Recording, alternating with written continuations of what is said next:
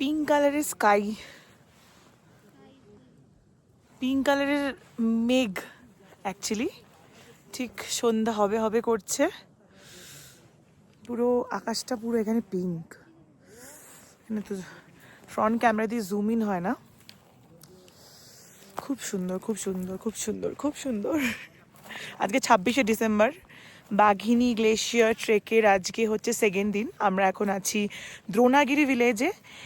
এইখানে বেসিক্যালি এই ভিলেজটার নাম হচ্ছে দ্রোণাগিরি। আর আমরা যেটা জানি যে আমাদের রামায়ণের, যেটা আমরা ছোটোবেলা গল্পটা আমরা শুনে বড় হয়েছি, যে হনুমানজি যখন লক্ষণজি অসুস্থ হয়ে পড়েছিলেন, তখন হনুমানজি দ্রোণাগিরি পর্বত তুলে নিয়ে এসেছিলেন সঞ্জীবনীর খোঁজে।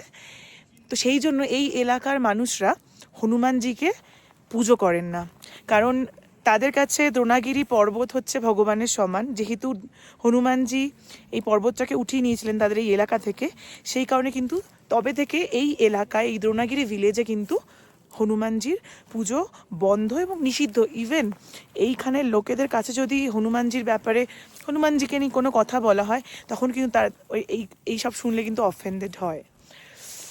তো আর একটা বিষয় হচ্ছে, আমরা ডিসেম্বর মাসের 26 তারিখে এখানে ক্যাম্পিং করছি।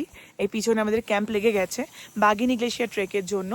তো যেটা হয়, দ্রোণাগিরি ভিলেজ হচ্ছে উপরে, যেটা হচ্ছে একদম এই সব এরিয়াতে পড়ছে। তো ডিসেম্বরের মাসে এতটাই ঠান্ডা হয়, এইখানকার ভিলেজার্সরা কিন্তু নেমে যায় নিচে। আর আমাদের এত খ্যাচ যে আমরা এই সময় এসেছি দ্রোণাগিরি ভিলেজ প্লাস বাঘিনী গ্লেশিয়ার ট্রেক করতে। জানি না কতটা কি আমরা কতটা উঠতে পারবো, বাট এখনও অবধি ওয়েদার কিন্তু ভালো। আর এখন আজকে সারাদিনই গ্লুমি ওয়েদার ছিল, বাট এখন মেঘ কেটে গেছে, এখন কিন্তু একদম ক্লিয়ার স্কাই, একদম আকাশে চাঁদও দেখা যাচ্ছে খুব সুন্দর। তো আর